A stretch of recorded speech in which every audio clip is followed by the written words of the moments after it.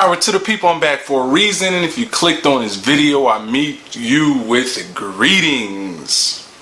Another episode of Part My Back Podcast is me, your host, Sebastian West. Follow me on Instagram at _Sebastian West, where you can catch snippets of the upcoming episode that I release on Instagram before I release it on YouTube. A small little snippet of this right here, which will go on YouTube.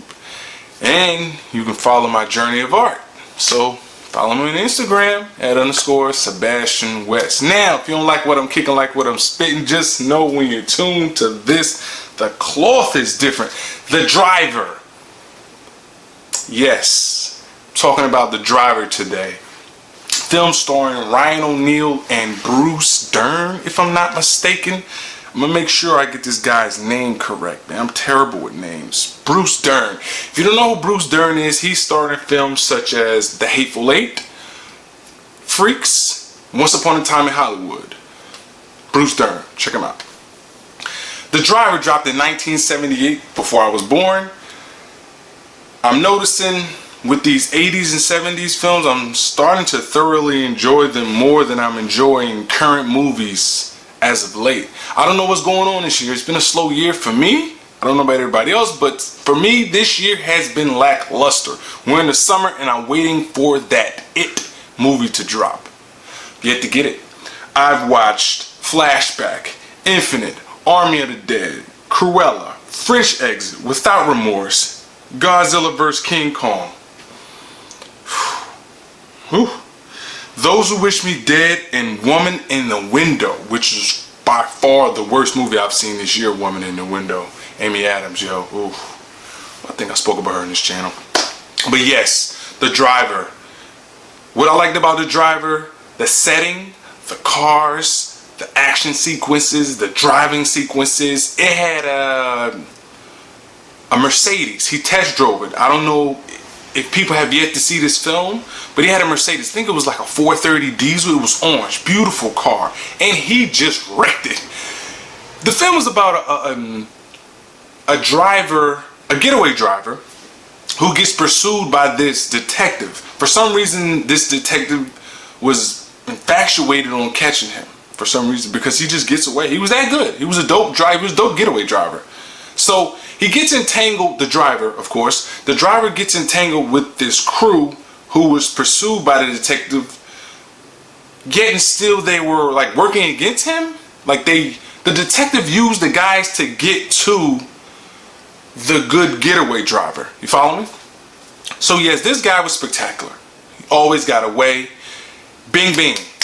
Very precise. They Transporter got this from certain elements of this movie. The Transporter, starring Jason Statham, got elements from this movie right here. You just can tell. Very good movie.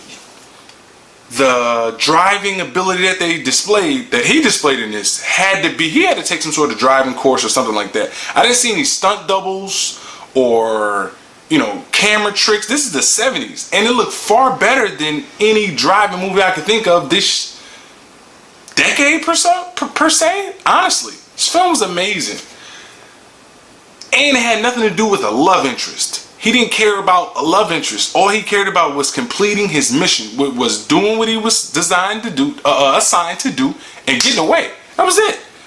That was the objective, and he completed the objective every single time. Now the cop tried to swindle him, set him up using a female because she was a gambler. So he tried to use her to set him up. He didn't fall for that either. The guy was smart. Like I said, I appreciate this because the guy stuck to the task. He didn't care about women. He didn't care about money to a certain extent. If it wasn't about the money that he asked for, he didn't care about anything else. Like, he just wanted his feet, and that was it. Boom. It's a certain sequence, a certain scene in here that he used a truck. He used a truck, and he was chasing a Trans Am, if I'm not mistaken. The way he was cutting the corners, the way the camera shot, the scene, the cars, you could tell they didn't, how can I say this? They didn't try to use some sort of lift to flip over the cars when they got in an accident or something like that. They didn't use that. Like it was real collisions. They didn't fabricate it. They didn't. I don't know how many takes they did for this movie, but it looked phenomenal. It looked phenomenal. Realism. Kind of remind me of Heat in the aspect due to his discipline. I'm gonna give Driver 8.5 out of 10. 8.5 of Sebastian Orwick out of 10. It had nothing lacking to me. I'm noticing these 80s and the 70s movies are like an hour and 30 minutes. Oh, also, if you saw Vanishing Point, then you'll like this. Vanishing Point is a classic, cult classic, by the way. I like Vanishing Point. I like Driving. If it was longer, I'd probably give this movie a 10 out of 10. Honestly, it lacked nothing. It was just too short for me. That's all. Like, it was an extremely short movie. But other than that, I have no complaints with The Driver. I mean, go check out The Driver. If any, I mean, you can probably watch this with kids, honestly.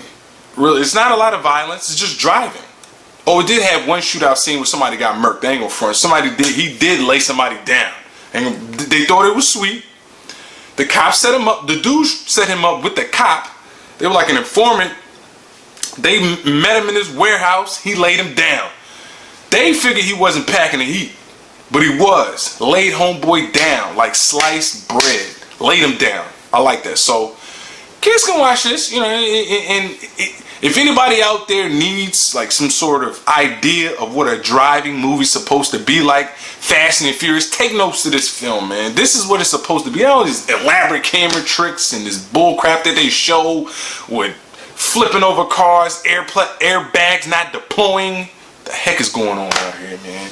I ain't even gonna talk about Fast and Furious, man. But they should have took notes from this film right here. Anywho, you don't like my reviews? Cut me some slack. If that ain't get enough part of my back, remember, big shots nothing but a little shot that kept shooting.